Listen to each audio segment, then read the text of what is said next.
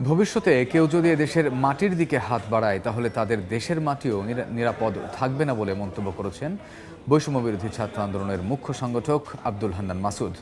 দুপুরে নোয়াখালীর হাতিয়া উপজেলার চানন্দি ইউনিয়নে ভূমিহীন বাজারে ঐক্য ও সংহতি সমাবেশে এ মন্তব্য করেন তিনি।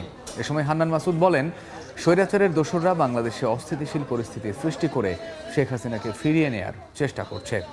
সমাবেশে যুবদলের সাবেক সাংগঠনিক সম্পাদক এম.কে. বেলালের সভাপতিত্বে বিভিন্ন রাজনৈতিক দলের নেতৃবৃন্দ, ব্যবসায়ী ও বিভিন্ন সংগঠনের নেতাকর্মীরা উপস্থিত ছিলেন।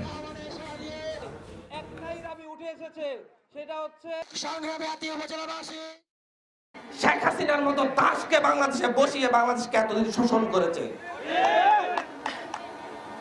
এখন যখন তাদের দাস, এদেশের দেশপ্রেমী মানুষরা যখন তাদের সেই দাসকে, তাদের সেই গোলামকে এদেশ থেকে বিতাড়িত করেছে, তখন তাদের গায়ে জ্বালা ধরেছে।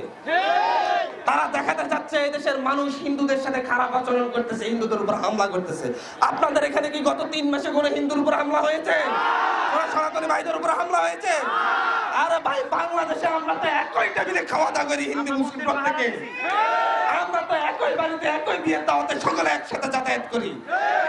আমাদের মধ্যে সাম্প্রদায়িক সম্প্রীতি নাই, সেটা নাকি ভারতে আছে। যে ভারতের গুজরাটে বাবরি মসজিদ ভেঙে মন্দির করেছে, তারা আমাদেরকে